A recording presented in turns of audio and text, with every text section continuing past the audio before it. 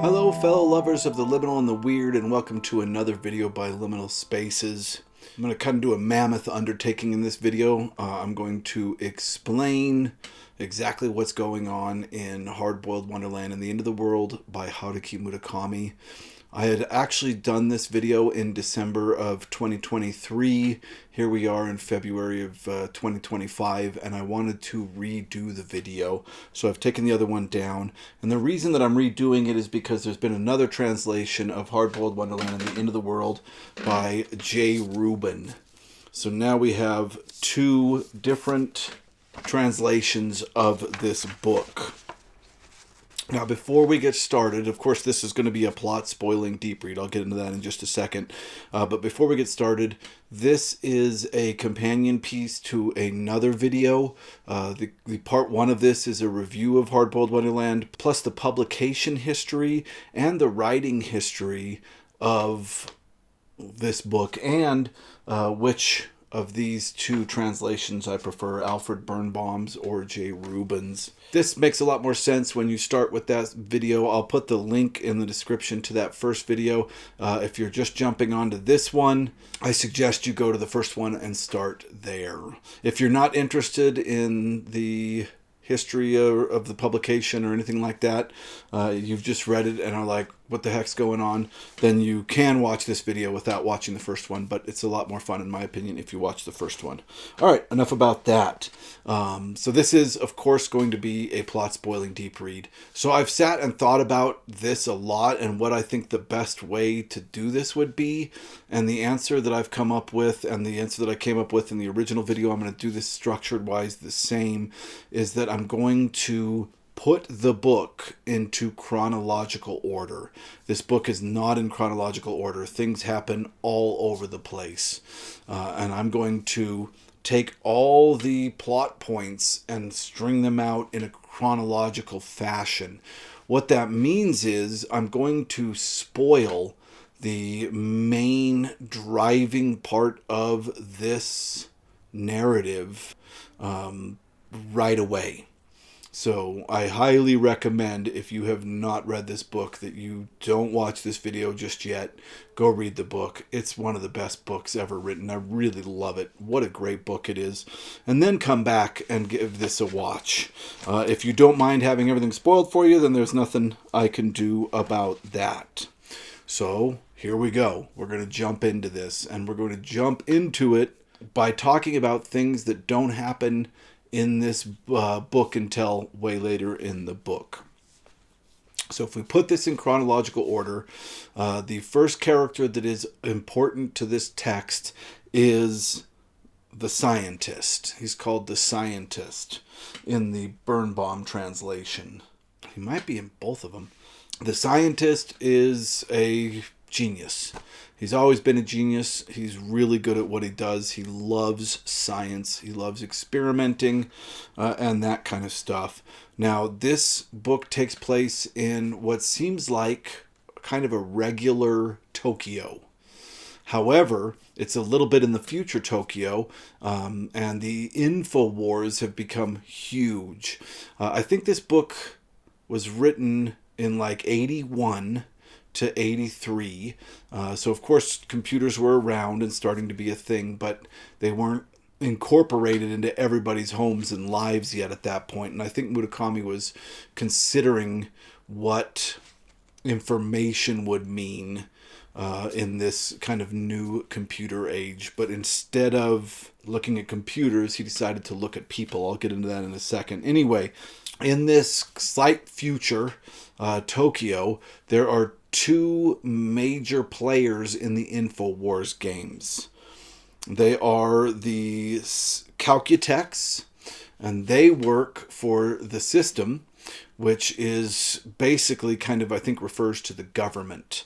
And the Calcutex are trying to protect information. They're trying to find ways to encrypt data and information so that the other side can't steal it.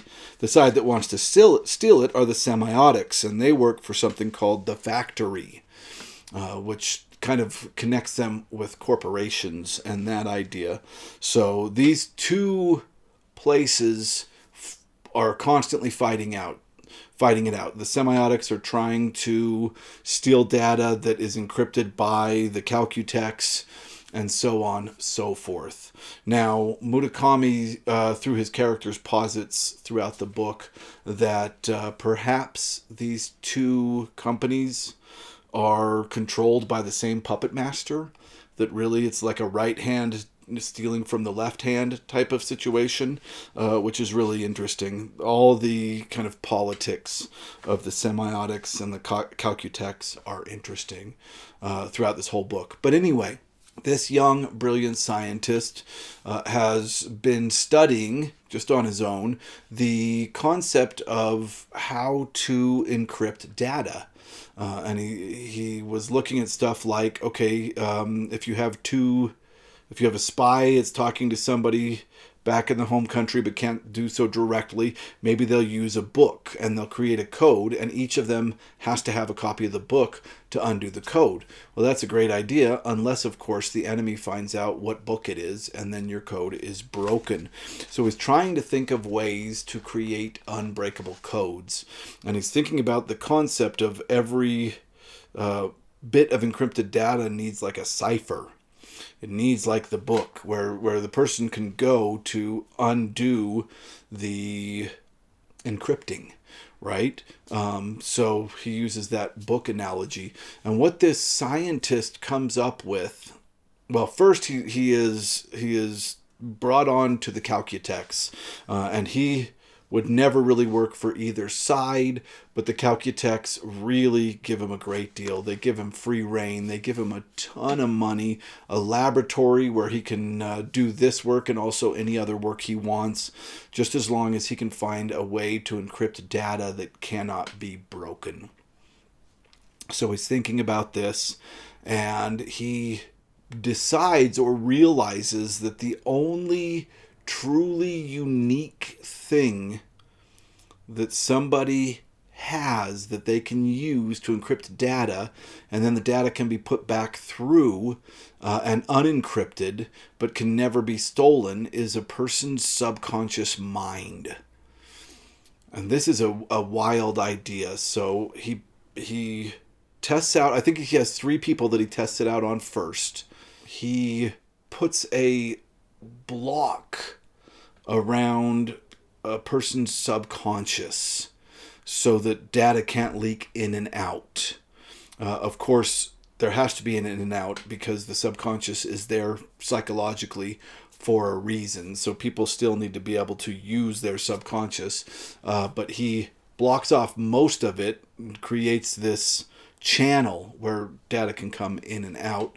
And basically he's able to give them a password and some sounds on a tape that they can play that put them into this trance state where they will run data through their subconscious. And then when they need it back, they can do the same thing in reverse and pull the data back out. And even if you kidnap the person and scoop out their brains, which does get talked about in this book a little bit, there is no way to get them to do it without the sounds on the audio tape and the password. Really wild stuff. So they tried on 3. I think 2 people die, but 1 person survives. If I get any of these numbers wrong, I apologize. It's a lot to remember. Maybe only 1 survived. Anyway, eventually all 3 of those people die, and then but he's seen success, so he does it on 26 more people. So 26 calcutex. He severs their subconscious from their consciousness and sets up a junction, and he leaves it open so that they can still live normally, but he gives them this ability, and it's called shuffling. They're able to shuffle data by putting this through their subconsciousness.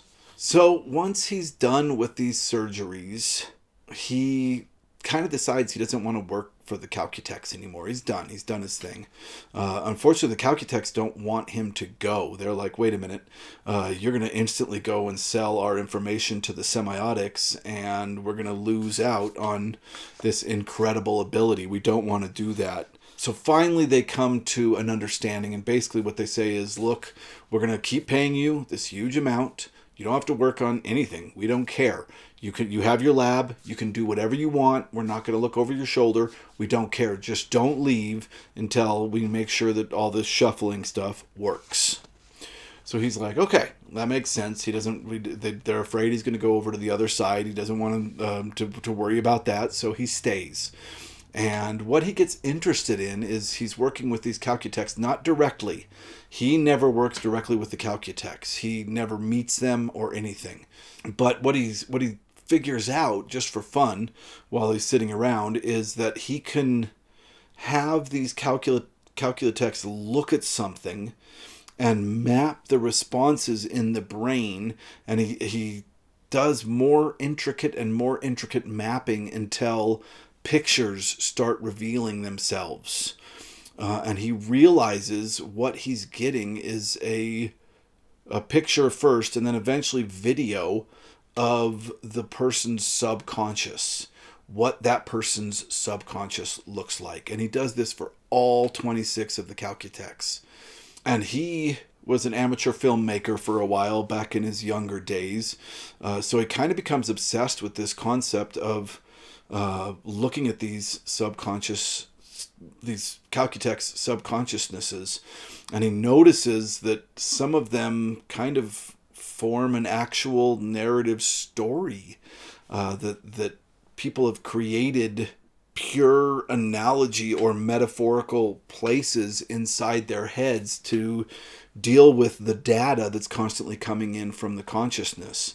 Really wild stuff. And then he kind of gets an idea. He says, what if I were to edit these consciousnesses or subconsciousnesses so that they made more narrative sense?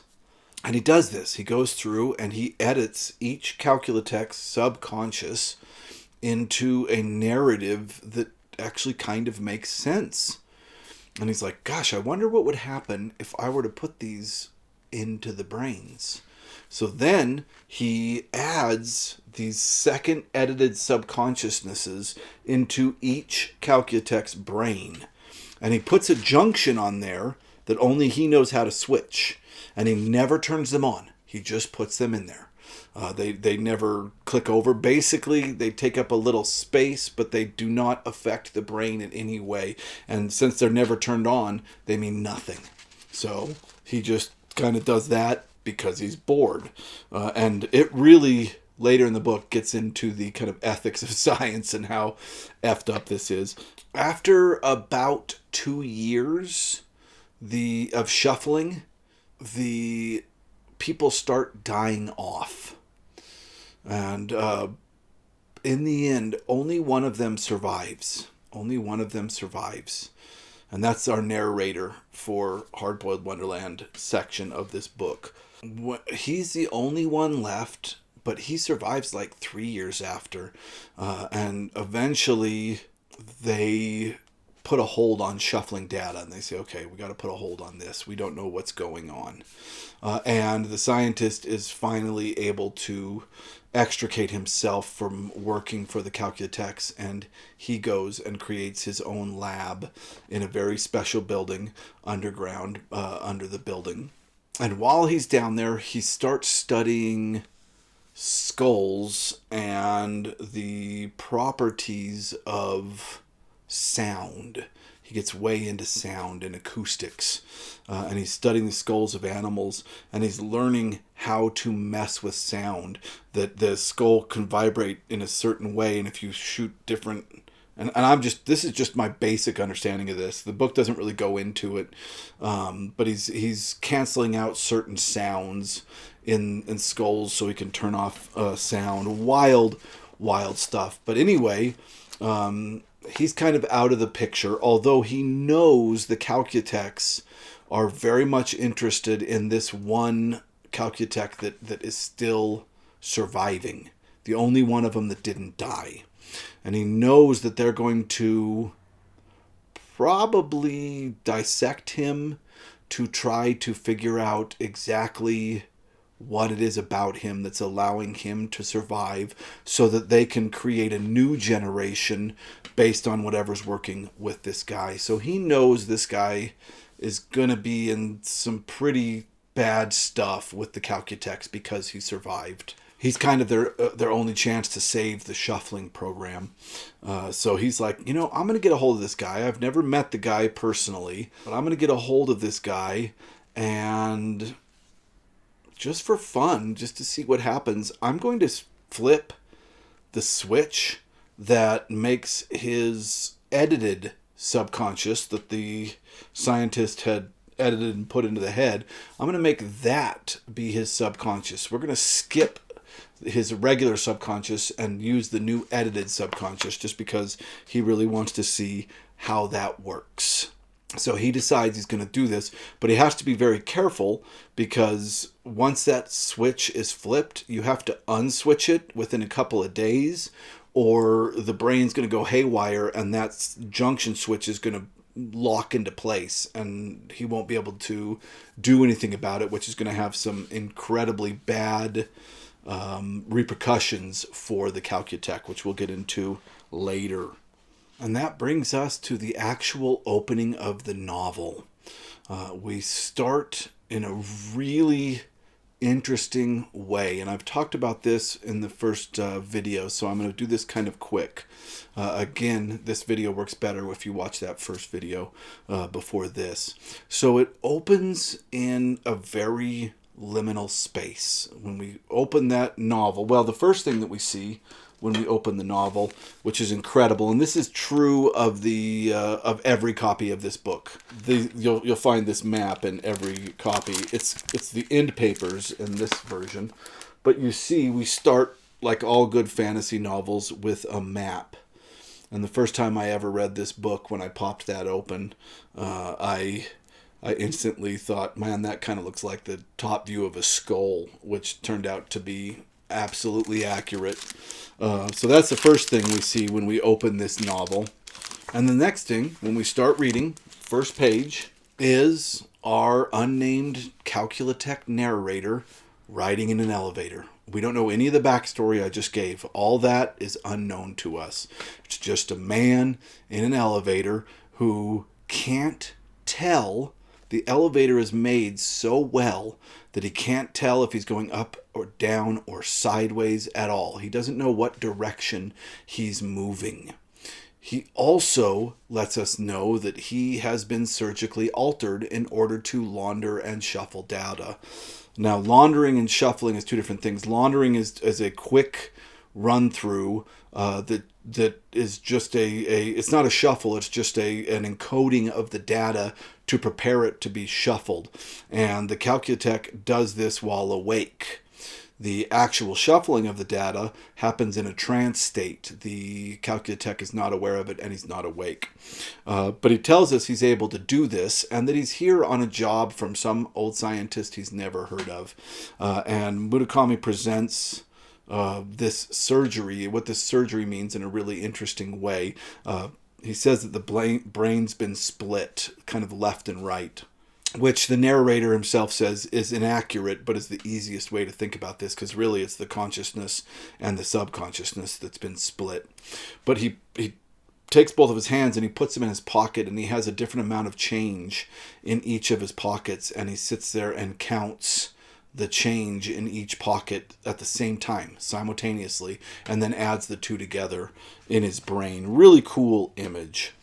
But I love that we start in this confined liminal space, right? An elevator is a space between two spaces that takes you somewhere else. And we start there, and that is a really smart way to start this novel because it allows him to introduce the world in small increments. And I think, and I have no idea if this is true, I've never heard this in an interview or anything, but I think that he was really considering Alice in Wonderland when he wrote this, because a lot of this early part mimics Alice in Wonderland in the sense that we start with him basically in the rabbit hole. Right? He's going down or up or sideways. He doesn't know which way he's going, but he's going somewhere in this elevator, which is so well made that he might as well just be floating in space. He can't tell which way he's going. So he's basically floating in the rabbit hole. And then The doors open and we are introduced to a hallway, just like in Alice in Wonderland. And in this hallway, all logic is gone. All the numbers on the doors are completely shuffled and make no sense. There'll be number 9 next to 126, next to 217, next to 3, right? Nothing makes sense. And of course, the explanation for this is a building where the people that live in it want to hide.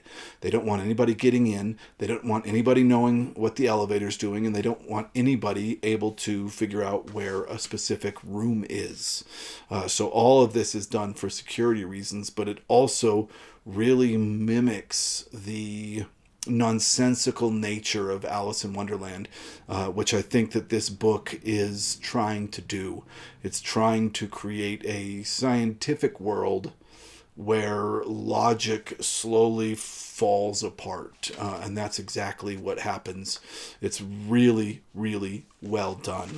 Now, this hard-boiled story, the story of the Calcutech in the elevator, is only half this book. It's only the odd chapters that tell this story. The even chapters tell a different story, and I will get to those, but only when they begin chronologically in this timeline, which is not for a little while. So we're going to stick for a minute with the odd chapters. Now, there are some complaints about this book. Of course, this is a weird one. People are going to fall on both sides of whether they like this or don't like this. Number one, while I feel that Murakami gives all the information a reader needs to be able to solve the ending of this book, the ending feels a little vague, and a lot of people get angry about that. Also, this was written in Japan in the 1980s. So not only do you have a cultural difference if you're reading this in English from a country other than Japan, you also have a generational difference, right? The ideology of our times has changed from what it was in Japan in the 1980s. Plus, you have the ideological change of culture there as well. And a lot of people complain about what seems like really blatant sexism at the beginning of this book. And last time I said this in my video, I got a ton of fights about it. So I'm just going to say a lot of people mention in their reviews their dislike of this book that it is due to it having not aged well.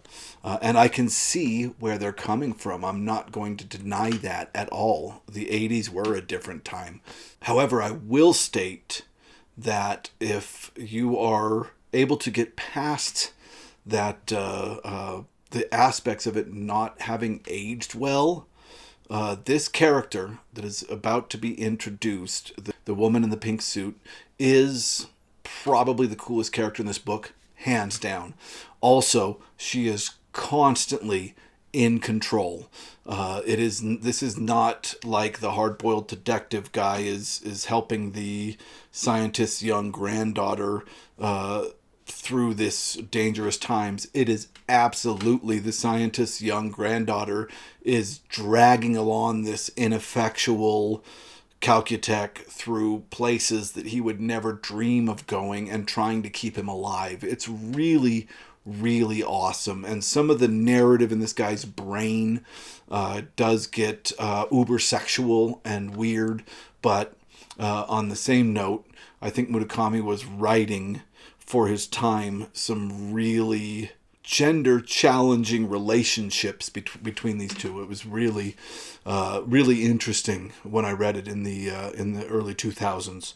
So the only reason I bring that up now is because it's right at the opening of the book, and I just want to say if the weird sexual thoughts he has about the woman in the pink suit are too much, I completely understand. It's everybody's choice to read what they want to read, and truthfully, this didn't age well in that aspect at all. But if you can get past that, I promise you that there are dynamics in this that does not follow the typical 80s strong man leading around a damsel in distress at all. It really, really flips that opposite. But it does happen very early in the book, so I bring it up right at the beginning here. So anyway, the elevator's open and he is confronted with a woman in a pink suit. who he describes as chubby, and that sticks throughout the entire book. And then he talks about the fact that even though she's chubby, she's very sexy. That also goes on throughout the entire book. So expect that. That does occur. And she starts talking to him, but no sound comes out of her mouth. So he's like, oh my God, she's mute.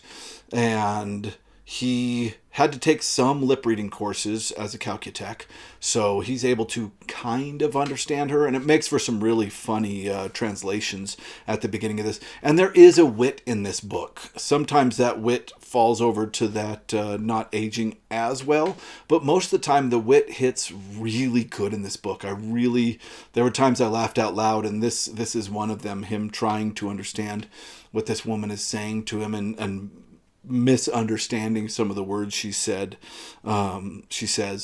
But furthering on in this kind of Alice in Wonderland destruction of logic, she leads him down this hallway. They go into an office, and it just looks like kind of a regular office. He sees a bunch of paper clips scattered on a table, which will become important later. And then she goes to the closet and is explaining to him, which he can only kind of half understand, that he needs to put on a wetsuit, not a wetsuit, but like this raincoat and this rain hat. And she gives him a flashlight and says, walk down till you see the waterfall, and then go under the waterfall, and that's where my grandfather's lab is. And he's like, what? And she opens this secret door in the back of the closet that is just darkness. It's this cavern that leads basically into this underground, it must be under the building, this underground cavern that has a river flowing through it. And I mean, it's just absolutely wild and makes no sense, especially in the middle of Tokyo. And she also explains to him that there are creatures down there that he needs to worry about, that he needs to stay on the trail. And they're called Kappa in Alfred Birnbaum's translation, and they're called mercs in J. Rubin's translation. Kappa are amphibious Japanese creatures that are well known in folklore. However, I don't think that Murakami himself uses the term kappa in the original Japanese, which is why Rubin chose mercs instead of kappa. Interesting differences in these two translations. But either way, there are amphibious creatures that speak in a language beyond just vocalizing, that live off of putrid water and eating putrid dead things, that live under Tokyo. And we're going to get into that a lot more. But again, you're seeing this narrative which starts like this hard-boiled Calcutech information guy doing his job and is just unraveling through logic, right? I mean, this world, we still have no idea what kind of Tokyo we're in, because all we've been introduced to is all this weird information war, and now this scientist has this underground lab in this weird building, right? It's wild. And that's one of the things that keep you reading and loving this book, is just how everything, it's like Philip K. Dick in that sense. And I feel like this is a real successor to Philip K. Dick.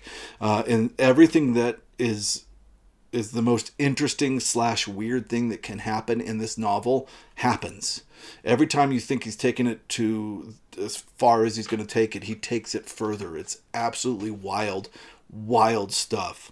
So he does this. He climbs down this ladder into this subterranean cave system and is walking, and he's looking around for merc / kappas everywhere he goes, and he's getting real nervous and scared, and he has a knife in his pocket that he pulls out and is like ready to mess anybody up. And up ahead he sees a light, and it turns out it's the scientist coming to meet him.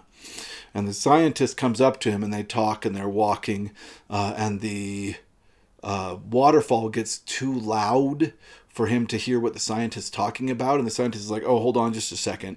And I think he pushes a button on an object, and the sound of the waterfall turns off.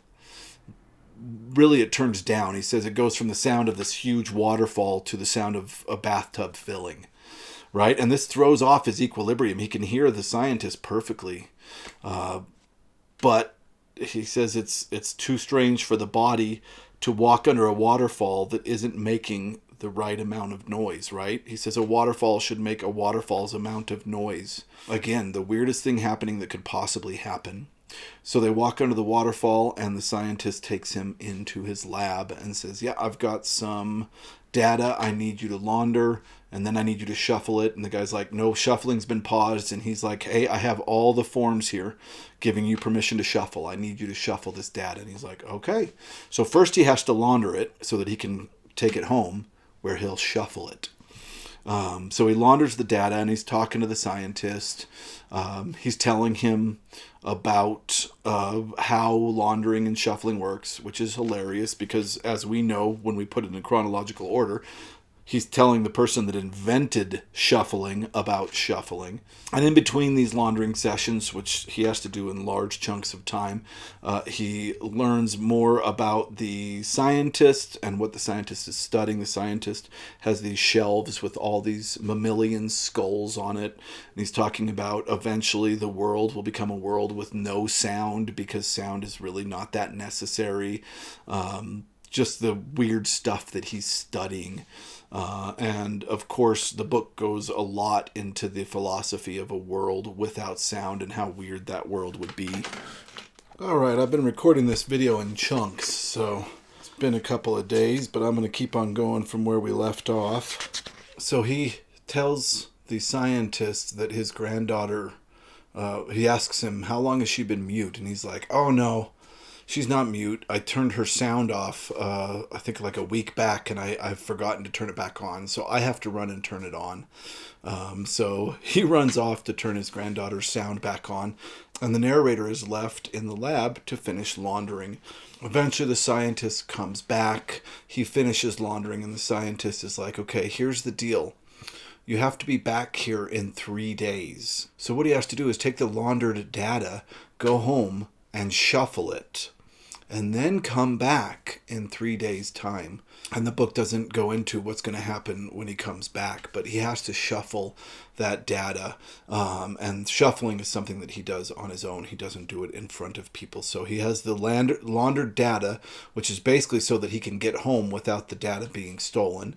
It's the first kind of it's kind of the first step in making sure that the data is kept safe. And then he will go home and shuffle it and then burn the laundered data. So yeah, he's done. He's ready to leave. And as he's leaving, either, I can't remember if it's the scientist or the granddaughter, but anyway, the scientist gives him a parting gift, and he says, don't open this till you get home. So he gives him a box. So he heads home, and this is the first time that we actually see the regular world that this narrator lives in. This whole book so far has been, of course, the one side, and we're only talking about one side right now, just because chronologically the other side hasn't started yet. This whole book has been this kind of Alice in Wonderland dive down the rabbit hole into weirdness. But when he comes back up and goes to his apartment, we're introduced to a Tokyo that really doesn't seem that far off from Tokyo at the time that he wrote it. So although there's all this weird kind of underground data craziness going on, the world itself seems to be basically 1980s Earth. So he eventually opens the gift box, and it turns out to be a skull. And it's a type of skull that he can't figure out what it is. So he goes to the library and speaks with a woman behind the desk, and they start to flirt a little bit, him and this librarian, and he asks for some books on mammalian skulls. And she gives him these books, and one of them is a reference and can't be checked out of the library, but he like begs her, and she's like, okay, fine, but you have to go get me ice cream. So he goes across the street and gets her ice cream. It's kind of cute. I like how it was done. And then he takes these books home, and the more work he does on the skull, he begins to realize there's this weird indent in the forehead of this skull. And he starts to think this might be a unicorn skull. Now, I'm doing this chronologically, which means the end of the world section of this book hasn't started yet. But that is not how it's presented. And I have to stop for a second and talk about how it's presented. The first chapter is the beginning of the Hard-Boiled Wonderland section, just the elevator. So that's the first chapter. The next chapter is the beginning of the end of the world section. And in that chapter, we're introduced to the concept that this small town where the unnamed narrator comes to at the end of the world is home to a large herd of unicorns. And this isn't the first time that we've come up with unicorns. So it's the only reason I have to kind of break the chronological order here is because I want you to know, and you read it, of course, hopefully, that the reader has already come across unicorns. So unicorns seem to start playing a really important role almost in both worlds. So random stuff happens. Somebody tries to come in and steal the skull. Yeah, a lot of things happen in here to kind of make the Hard-Boiled Wonderland have that hard-boiled aspect. People want the skull. They're interested in him. There's obviously something going on that he's in the middle of. So while the parts themselves in the long run of the story aren't that important, they're important to create that hard-boiled section of Hard-Boiled Wonderland, which is really interesting and absolutely worth being there. But I'm going to kind of skip over them. Eventually, he's afraid to leave his house. And he gets a hold of the librarian and says, look, I need you to come over here and I need you to bring me all the books you have on unicorn skulls. And the reader's thinking, this guy's a little bit weird. And I think that the librarian is kind of attracted to that weirdness.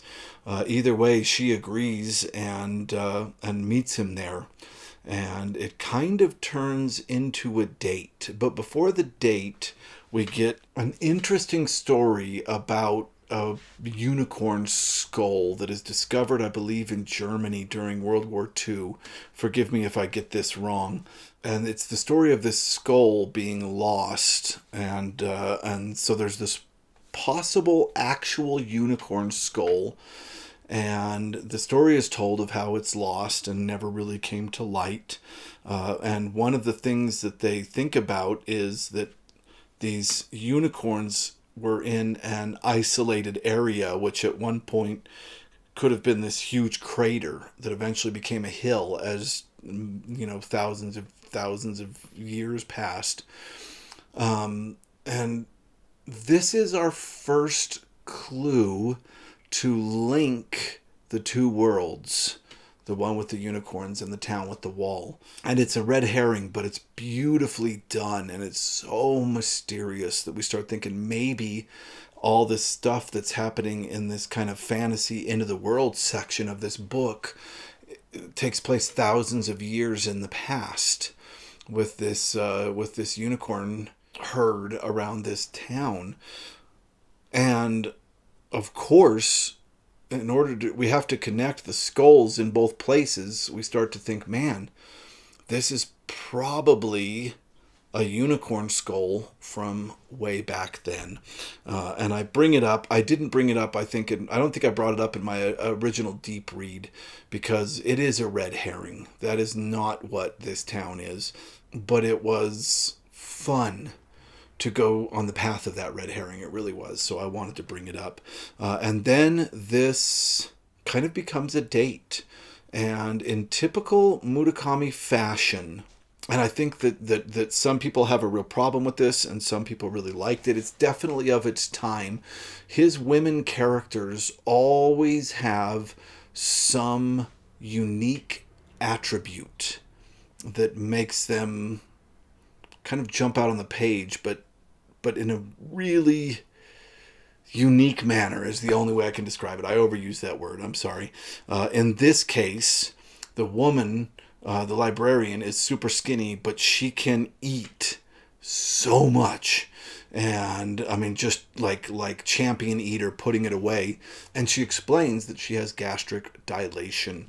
I don't really know what gastric dilation is, but either way, this is a really unique aspect for this woman. Of course, in the wild sheep chase, there's a woman that looks very normal until she puts her hair back, and then she has these ears that drive men mad. Really unique and strange ways to describe his female characters. And usually beyond that, they are underdeveloped because they are mysteries. This is written from, I think, a male perspective, but also a Japanese male perspective, which I think Murakami very unapologetically has his characters consider women mysteries. And this might be a cultural thing, but here we have a character that is never really developed more than being very witty in their conversation, being a librarian, accepting of some crazy asks, that's for sure, and has the ability to really, really eat. That's about all the development we get of her, but the date ends with a failed sexual attempt. Basically, the narrator at this point finds himself impotent, which is really destructive for him. And this is what I love about this book, is that there are moments that we'll say are either of the time of the 80s or of the culture of Japan that can be real turnoffs to some Western readers who live in the zeitgeist or ideology of today. But Murakami, I don't think, is afraid to make his characters be kind of ineffectual. It is very interesting in 1980 to write a hard-boiled storyline with our main detective guy being impotent. That's really a choice that I don't think you'd see happen often. And I think this is part of what made Murakami blow up. And it's a part that people kind of ignore when they're looking at his kind of weird sex scenes and other stuff, which I'm not apologizing for. He has some weird sex scenes, especially in some of his later books that I'm not a huge fan of. But yeah, I think that's really interesting. And as we'll see, and I'll discuss this a lot more later, he gets into the situations with the dressed all in pink granddaughter that he is completely worthless in. She would be moving faster, would be doing much better if he wasn't there.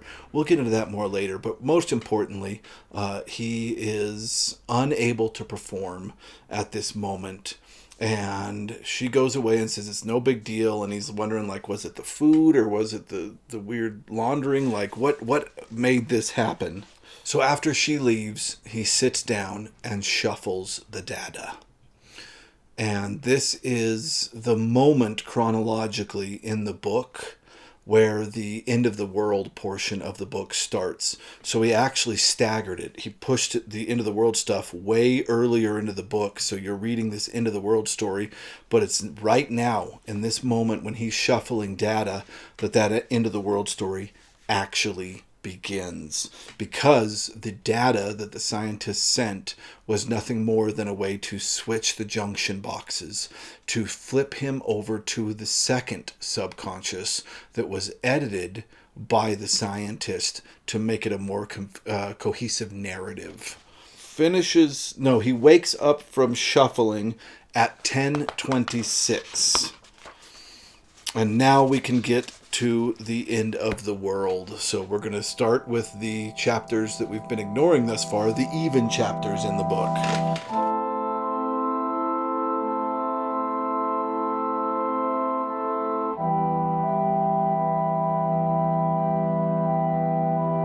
So this plays out like a fantasy. Of course it does. This is the subconscious of our narrator. And it's interesting because I went to see the new Inside Out movie quite a few months back. But while I was there, I was like, in a weird way, Hard-Boiled Wonderland is the same story. This is the subconscious mind of a person. And we're seeing everything as an analogy for the real world, right? All this is to understand, sift through and understand data taken in by the senses. And beyond that, we don't know really what the subconscious does, but it interprets this data from the perception of the world. It's really wild. So, the fantasy world. He shows up at a town. Now, in a very wise move, Murakami starts with him already being in the town and introduces concepts that happened to him when he first came to the town later. And that makes sense because the minute that junction box flips over, he doesn't arrive at the town. He's already at the town, but he has to take in the editing to make that narrative that the doctor make sense. So the memories of the character start to change. Anyway, he's at the town, and eventually he looks back at his memory of when he first got there. And when he first got there, there were a couple of rules. He couldn't come into the town unless his shadow was cut away. And literally, the gatekeeper gets a knife and cuts this shadow away from the narrator. And the shadow is another functioning version of him. But it's really interesting. And this will be very important later, but the shadow contains all the memories of the real world before the town. But the shadow doesn't know how to think those thoughts or understand those thoughts without the narrator, who doesn't have any of those memories, but would know what they were if he did have them. And this book concerns itself with the Japanese concept of kokoro, which means somewhere between heart and mind. And Alfred Birnbaum translated it as mind, whereas J. Rubin translated it as heart. But the gist of this concept is that the shadow takes the heart. So all of the emotions of the narrator are with the shadow. However, as long as the shadow is still alive, the narrator still has some heart. So he's not perfectly a townsperson until his shadow actually dies, which will kill the heart of the narrator. And he'll become perfectly emotionless, which is part of the concept of this town. All the people in the town have had their shadows removed, and they are dead. The shadows are, so they are completely emotionless. They have no wants. In a weird way, this town is almost Buddhist in its lack of desire for anything. They're all living perfectly in the moment. There's a part that could almost be a Buddhist parable in here, way further on, where one day a bunch of the people in the same kind of government housing that he lives in, all these old fellas get up and start digging a hole. And when he asks his friend the colonel about why they're digging the hole, he said because they want to. There's no purpose for the hole. It's just work for the sake of work. They're not burying anything. They just are digging a hole. This concept of living completely in the moment, doing what feels right in the moment. This whole town is experiencing that. And a lot of people in Hard-Boiled Wonderland and in the Hard-Boiled section, and even in the End of the World, talk about the town as being perfect. Of course, the flaw to that is that the shadows must be cut away and killed. So how perfect can it be? We get the traditional kind of utopia to dystopia going on here. So he had to get his shadow cut away, but his shadow can't come into the town. So there's these weird grounds between the kind of outside of town, but not completely outside, called the shadow grounds, where the shadow stays. And he's also given a job, and his job is going to be that of the dream reader. But in order to be a dream reader, he has to have his eyes scarred in a particular fashion. And again, the gatekeeper gets this knife and disinfects it and stabs him in each of his eyes. And it doesn't hurt him at all, but it makes it so that he can read dreams. Unfortunately, this also means that he can't be out in direct sunlight. It's almost kind of vampiric. He has to stay in darkness as much as he can. So, he arrived in spring. There's unicorns, and they're in spring. I think they're golden, and then their hair reverts to kind of a brown, but they're golden in spring. And these unicorn are the only thing that pass through the main gate. They go in and out of the town. And we find out eventually when he goes to do his job as dream reader that they are very important because the gatekeeper. So after spring, when winter and then summer, and then winter comes, and we make it all the way to winter pretty quick. So in winter, the unicorn all start to die. And it is the job of the gatekeeper, and he usually, if there's a shadow in the shadow grounds, he has the shadows help him, to burn all the bodies of these skeletons. And then he pulls out their skulls, boils them until they're really clean, and they are taken to the library. The library doesn't have any books. It has rows upon rows of skulls. And all these skulls are what the dream reader reads. And he basically just traces light that comes off these skulls when his hand movements awaken this light, and he traces the light, and the light dissipates. Dream reading isn't really reading. He doesn't know what he's reading or anything like that. It's just the dispersion of this light. Okay. The setting of this town is really interesting. There's a clock tower in town, and it is stuck at 10:35. This is about 9 minutes after he finished shuffling. I assume that is when the junction finally fully clicked over. That's how I explain that slight time discrepancy.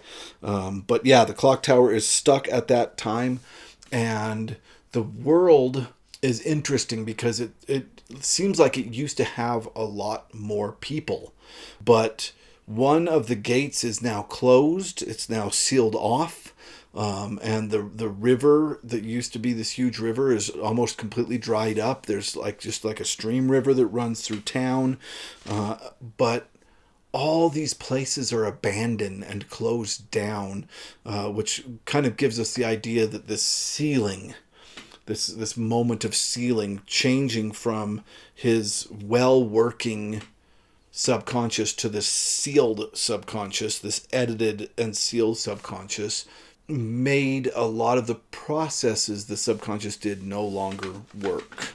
But more importantly, we get to see how the last few days of the narrator in Hard-Boiled, the narrator in Hard-Boiled's life affects the subconscious of the end of the world. He dates the librarian, and suddenly there's a librarian that he works with in the library dream reading that he falls in love with, the scientist's skulls, all this kind of stuff. And of course we say, well, wait a minute, the scientist edited this. So wasn't all this stuff in place well before the last couple of days? And the answer to that is yes-ish. The scientist explains later in the book that he made this subconscious vaguely make narrative sense, but that when the junction switch occurs, two things will happen. The town will have to fill in blanks that the story didn't fill in. And his brain will also have to fill in blanks to make it understand that it's now using another subconscious.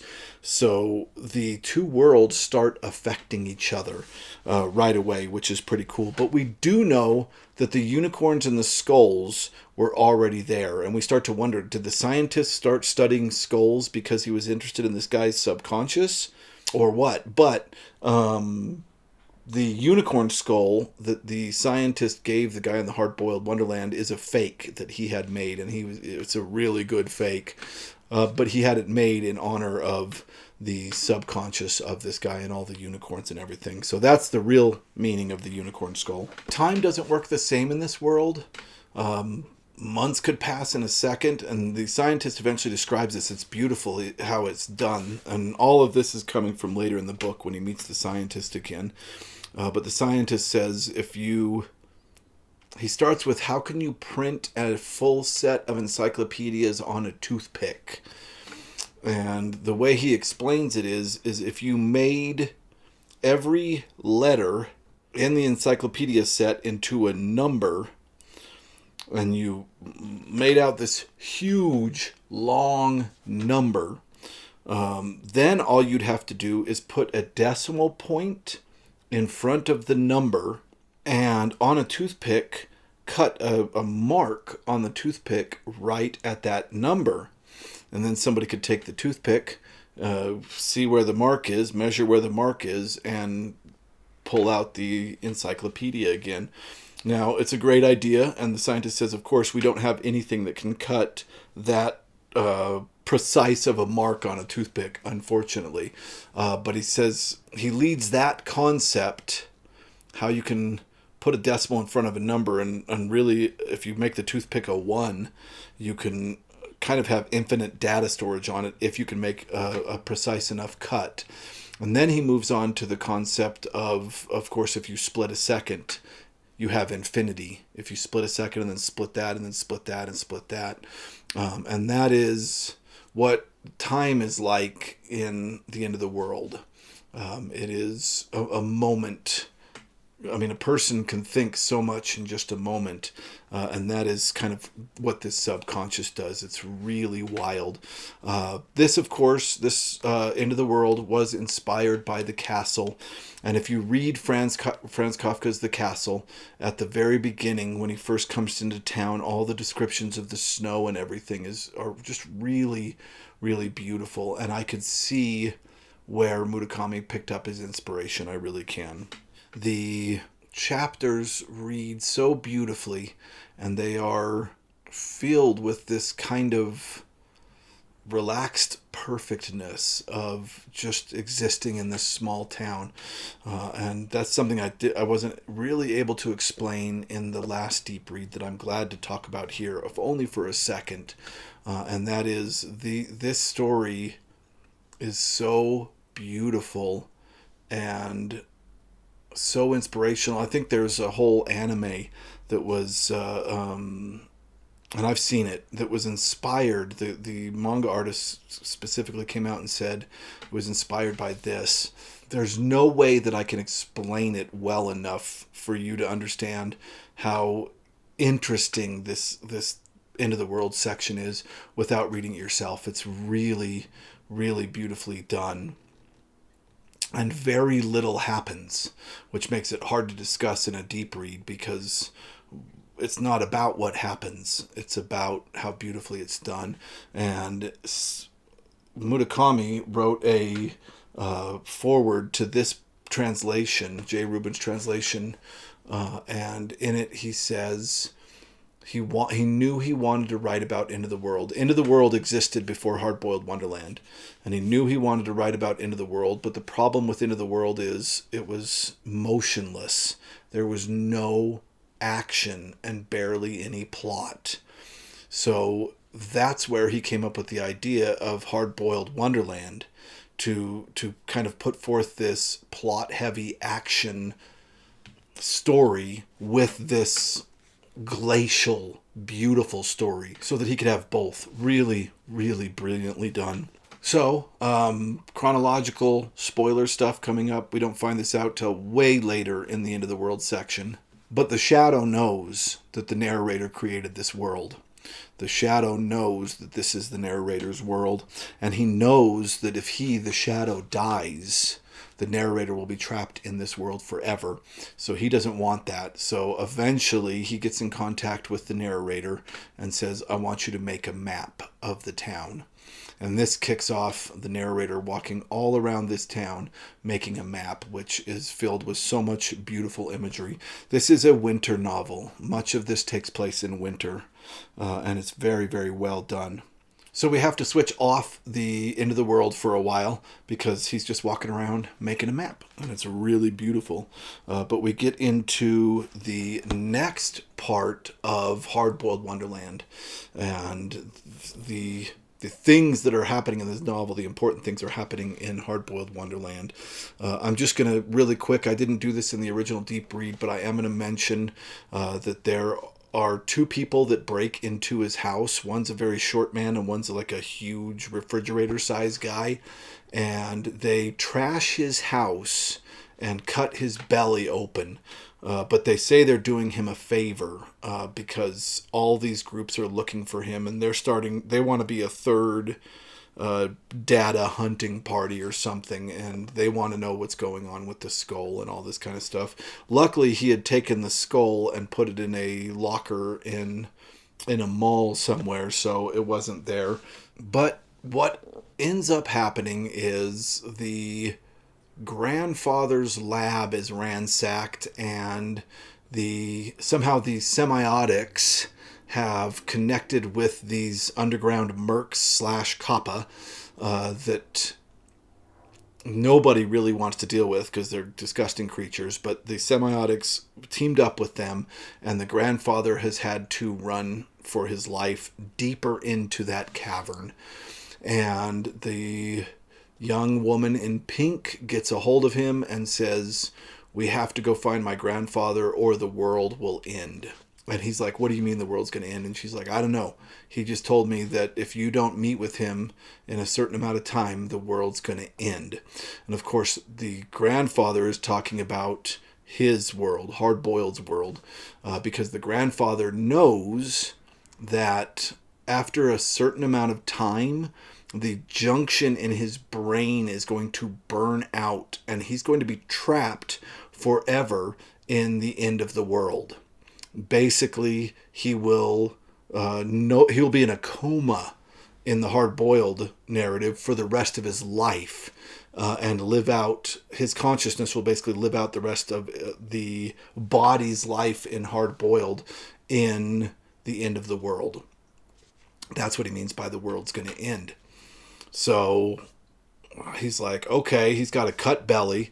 Again, the narrator, when confronted with violence, is completely unable to do anything, which I absolutely love. This is that bravery of Murakami I'm talking about again, where he is fumbling. His main character, who is like written in the 80s, should be like this action superstar, but instead just can't do anything. He's fumbling his way through this.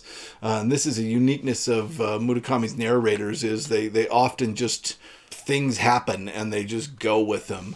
But yeah, this narrator isn't able to really do much. And then we get to a point where he meets up with the woman in pink, and they have to go into the cavern again. And this is a huge portion of the book, and it's really interesting because it mirrors a lot of mythology in both the Western and the Japanese world. All right, this is the third section of this recording I'm doing. I'm not wearing my Murakami shirt anymore. I figured you've seen it for about an hour already, so that's just fine. I'm going to move on where we left off. Yeah, we are in section 4 in my notes, and this is specifically in the hard-boiled section of the book. So he and the granddaughter, or the woman in pink, descend into this underground chasm, and they have these these Merc or Kappa repellents, inkling repellents. There's a lot of names for these creatures. Oh no. Okay, now we're making more sense. But these repellers only last like, I think half an hour and take 15 minutes to charge. So they get to the lab. The lab has been ransacked, but he can pretty much tell right away that nothing in the lab was really destroyed that was important. So it wasn't the Inklings or Kappa or Mercs that did this. It was the semiotics, and they left everything that was actually important in place and unharmed. There's a mythic quality to this section.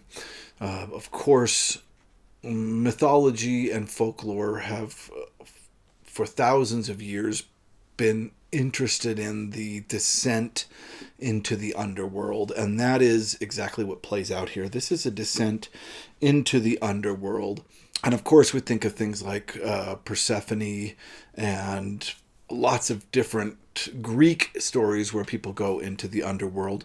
But I think that this is uniquely Shinto, the kind of original religion of Japan, in the way that it's looked at. And I think there's a couple of things that specifically point to that. The first is the myth of Izanagi and Izanami.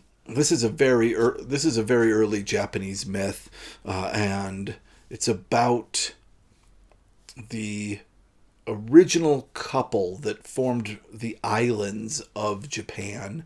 And Izanami dies, but nobody really knows what dying is at this point mythically. Basically, she just goes into this underworld, and Izanami follows her.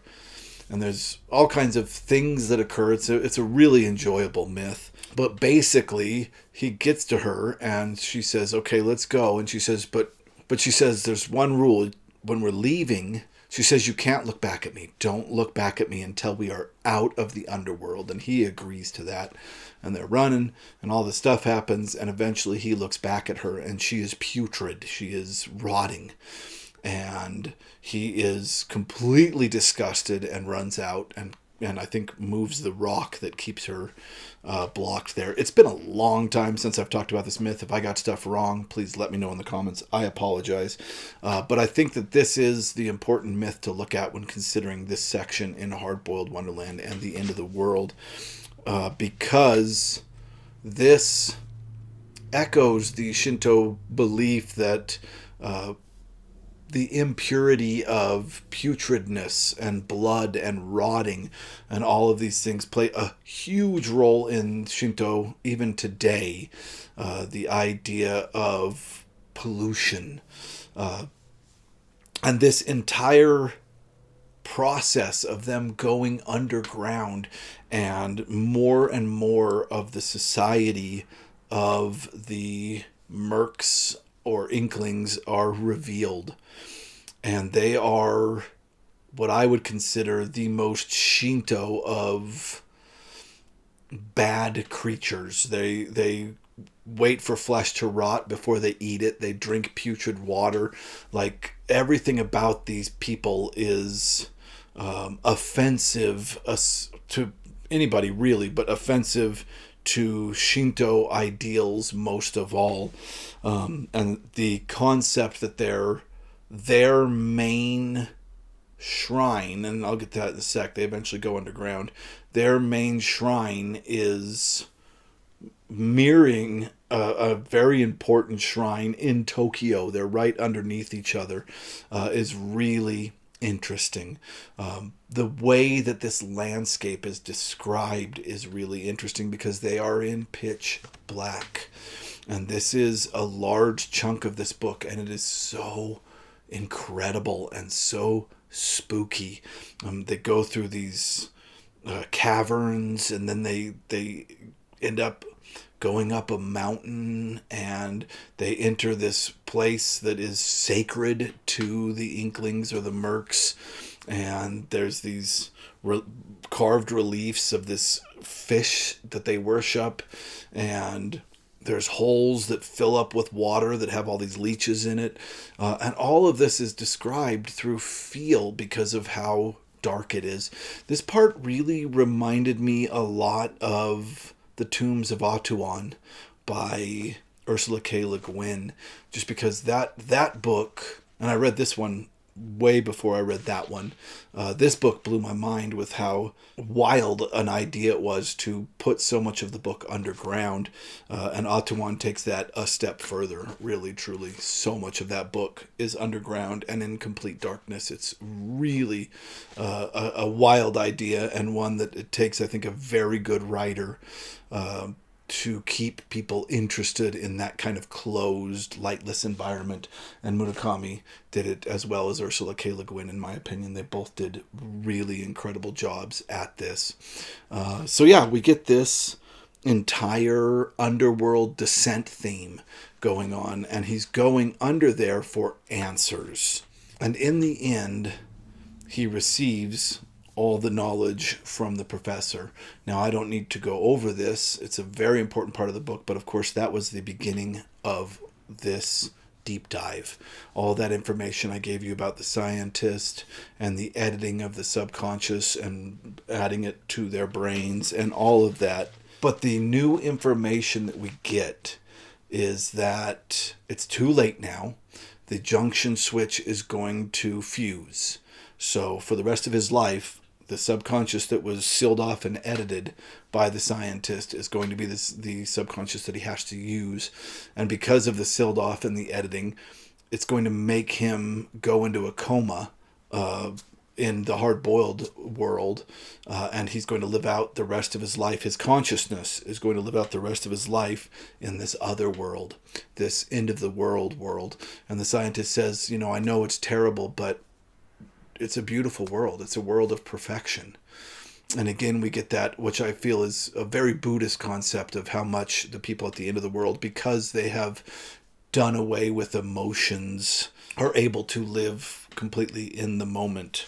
And I think it's these mix of Shinto and Buddhist ideas that I don't even know if Murakami would point directly out. But I think they are there.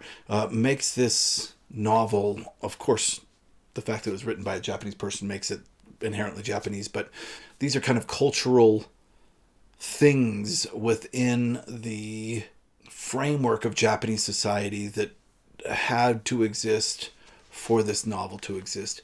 Without Buddhism and Shintoism, I don't think Hard-Boiled Wonderland and the End of the World would exist. I think that those are ideas in the cultural zeitgeist of Japan that Murakami tapped into for the writing of this. That's kind of the best way I can put it. So he's just like, well, damn. You know, he's pissed at the scientist and he tells him he's pissed, but on the same note, he forgives him. He likes the old guy. The guy can't help himself around science. He wants to test things. I know that gets into a whole can of worms, but that's where Murakami leaves it, and that's where I'll leave it as well. And he's like, okay, well, I'm going to get the heck out of here. He doesn't want to be underground anymore. I'm going to get the heck out of here and go live the last little bit of my life the way that I want to. So he decides to go back. And one thing I want to say, the granddaughter decides to go back and help him the rest of the way out, because they're going to come out in the subway system. They're not going to go back the way they came. They're going to go an easier route out the other side. And one thing I wanted to talk about really quick is that throughout this entire journey into the other world, the granddaughter takes care of him. He's got this wound on his belly. He can't keep up with her. She eventually has to tie him to her. He is not as fit as she is, nor is he able to, he wouldn't have survived in this situation.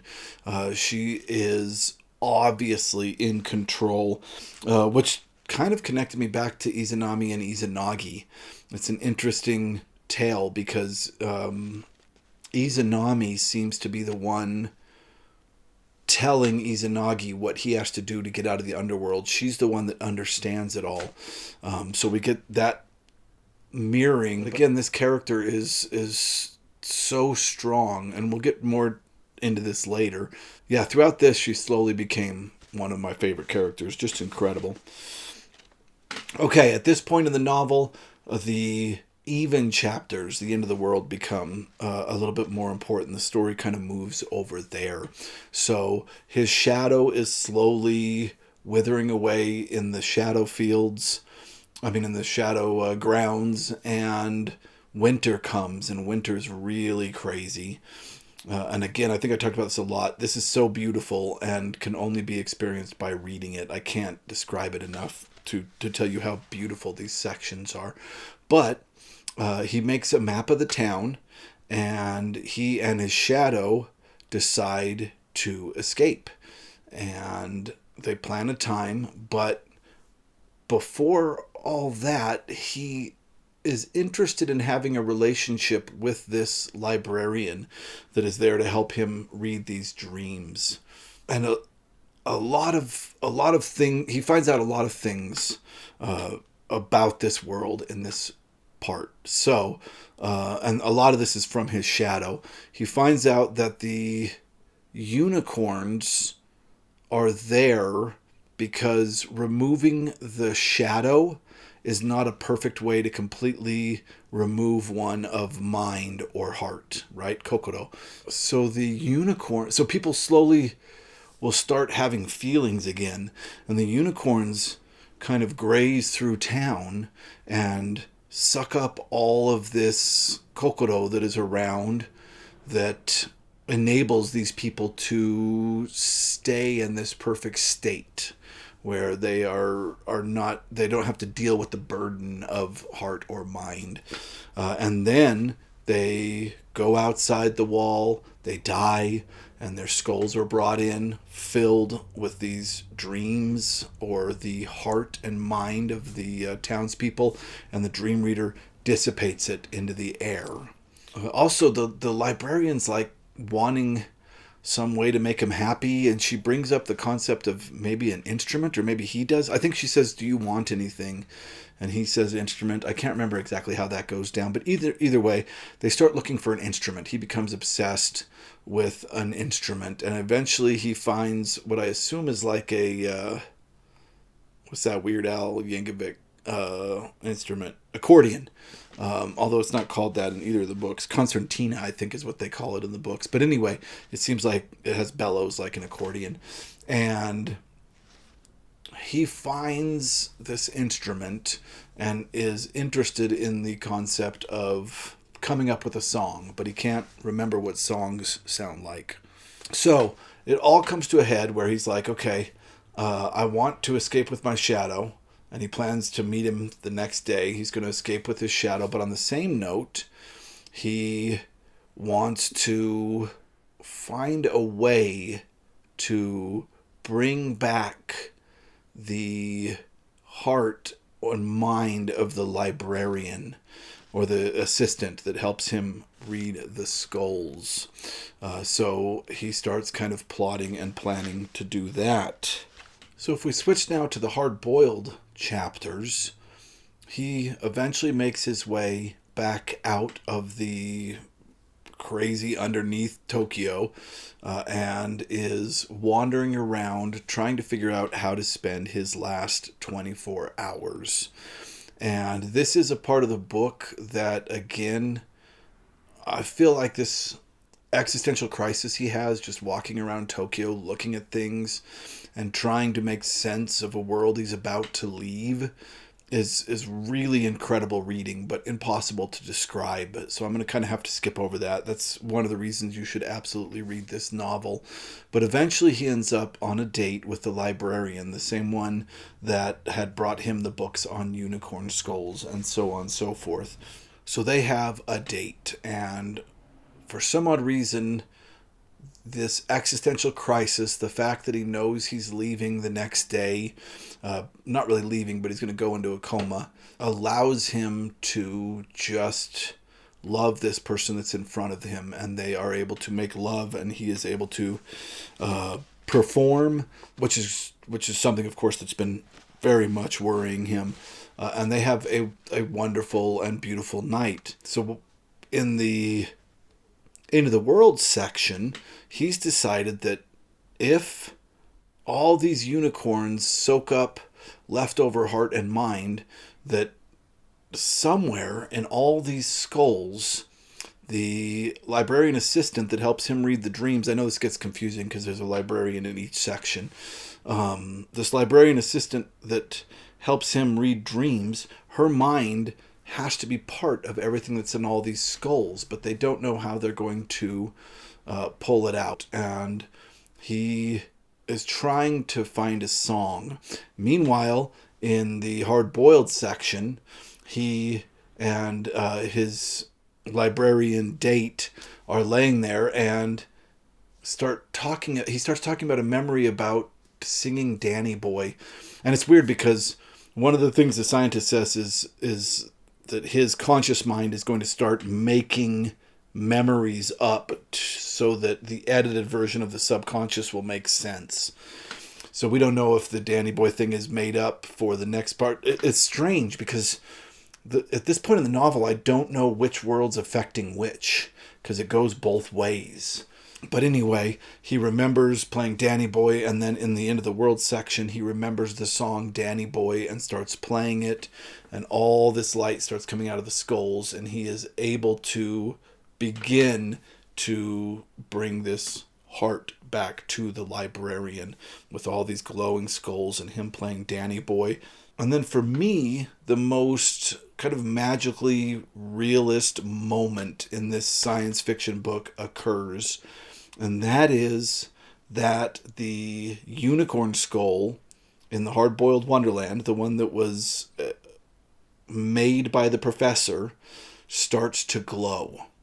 And it glows the same way that these do in his subconscious. And it is a moment of real linking where his subconscious world affects the real world. It's incredibly beautiful. It's poetic. It has a wonderful image to it. And I think it's the part of the novel that we could pinpoint as kind of the heart, I think. I think this is the heart of Hard-Boiled Wonderland, and the end of the world is this moment where the two worlds echo each other and we don't know which is controlling which. It's really, really beautifully done. So the next morning, in the end of the world section, the next morning, he knows that he has pulled out, he has read from the unicorn skulls the heart and mind, the kokoro of the librarian assistant, and it is in him. He has to find a way now to transfer it from him to her, but before he can do that, he has to escape with his shadow. So he goes and meets his shadow. When he was making a map of this world, there was an area that the river, which couldn't flow all the way through the town anymore, and we get a data river, right? An information river, a little bit of symbolism there. But now it empties into a pool that has this whirlpool in it.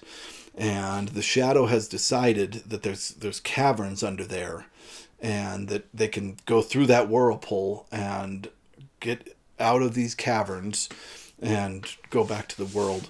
At this point, both the shadow already knew this, but the narrator learns and understands that he made this world, and he feels a little responsibility for this world because of that. But the shadow says a really interesting thing, and that is there's an exit because it's yours and you made it.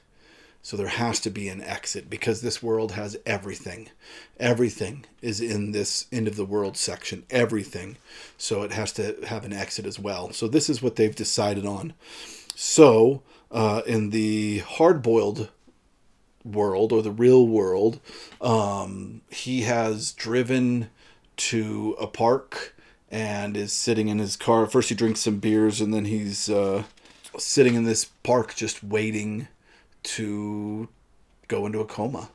He goes, I think, to a payphone really quickly and speaks and calls his house, and is surprised when the granddaughter answers the phone. And she's like, "I'm going to move in here." And he's like, "Okay."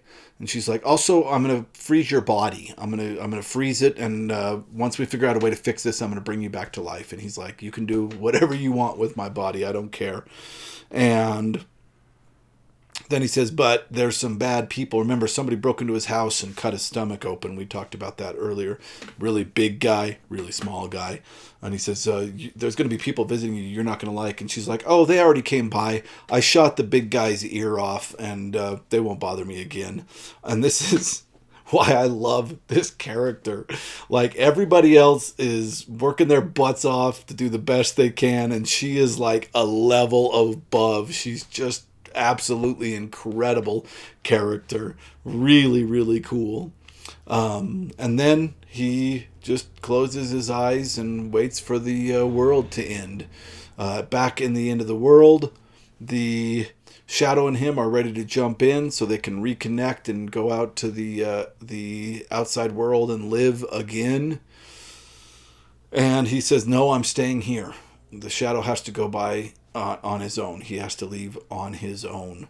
He says, I'm going to stay here and I'm going to try to figure out how to get the librarian's heart out of me and back into her, because it's my responsibility. I made this world. All of this is my responsibility. I have to take care of this. And the Shadow's like devastated. But eventually the Shadow jumps into the whirlpool, and that's how it ends. And this is when I would assign this book. This is when my students would separate towards absolutely hating the novel because of the end, or loving the novel because of the end. And wherever you fall on that, one thing we can say is that it ends very vaguely. Yeah, Murakami did not wrap this up real well. He just left everybody waiting for this moment that the scientist said will occur, which is he's going to go into a coma in the real world and live out the rest of his life in his subconscious end of the world. But I believe that the keys to understanding this novel are there. Murakami has created the rules of this world, and we can look at those rules of the world to figure out what's going to happen. So Murakami has the consciousness joining the subconsciousness in this, right? And the Shadow is the one that holds the memories of the real world, but can't understand how to interpret or use any of those memories, because the consciousness is the driver, and he's the one that's become the dream reader in the end of the world.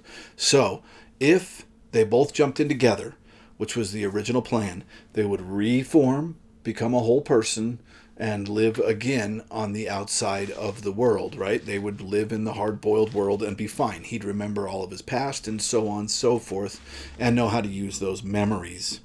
So, if that's the case, if the Shadow leaves... Well, before I get to that, I'm sorry. What the scientists believe is nobody would escape, right? The scientist was describing that the Shadow would die, and the consciousness would live without a heart or mind in this town for eternity, right? And that he would go into a coma in the real world, in the Hard-Boiled Wonderland section. So Murakami had those two choices there for how this book could end. And of course, he did a weird thing where he said, what if neither of those things happen? What if the Shadow jumps into the whirlpool and the consciousness stays there? And so I believe that he will not go into a coma, because for him to go into a coma, nobody could escape. But the Shadow did escape. But his consciousness didn't escape. So what the best I could come up with is that he's kind of switching places.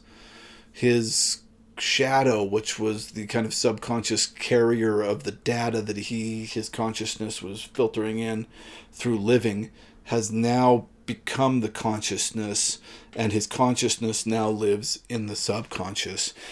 What that means, of course, would be a story in itself, and probably an interesting one. And that leads me to, let me see if this is all I wanted to say here. Yeah, in my old video, I just kind of wrapped it up with saying this book is a riddle that asks the reader to get involved, and I still think that's very true. But the idea of a person's subconscious taking over the consciousness and moving on into the real world is a novel. Since this has just come out, since I did my last deep read, which is one of the reasons I redid this. This came out, of course, a new translation, and I read that, which gave me an excuse to redo this deep read. But also, Murakami released The City and Its Uncertain Walls, which is, again, another telling of this story. It's a rewrite of that original 80s novella called The City and Its Uncertain Walls that inspired Hard-Boiled Wonderland, but it also inspired this. And in this book, the end of the world story is the same. He leaves, he and his shadow try to escape together, but the shadow jumps in and he does not. And the rest of the book is about a man who is a shadow of himself living in the real world, which is, I think, cool, because that is how we can interpret this. This is kind of what I thought, is this, they would switch places and the subconscious would run the consciousness and the consciousness would run the subconsciousness, which is what happens in this story. And it's very interesting. When I first read this, I was like, this is not a sequel to Hard-Boiled Wonderland and the End of the World. And it really isn't. But it all takes place, most of this novel takes place at the point where Hard-Boiled Wonderland ends, just for the shadow part. But what happens in the real world can tell us what would happen in this if it kept going. It's really interesting to pair these books together. Really very cool. So there you have it. That is my overly deep reading into Hard-Boiled Wonderland and the End of the World by Haruki Murakami. Probably my favorite book of all time. I've been reading a lot more recently for this chapter, so that could change one day.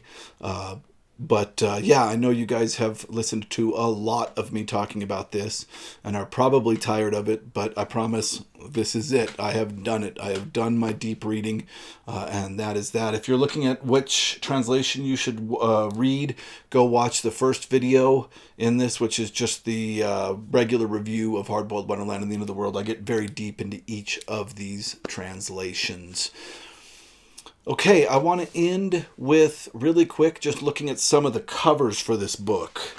So this book was originally published in Japan in 1985, and this first hardback cover that you can see, I'll put it up here.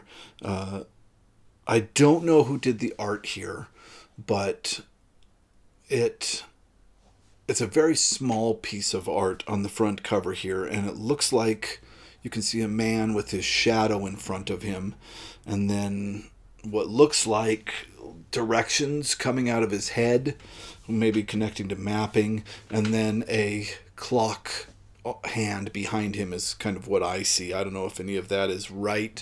It is a vague piece, and I like the fact that it does connect directly to what we kind of read in the book.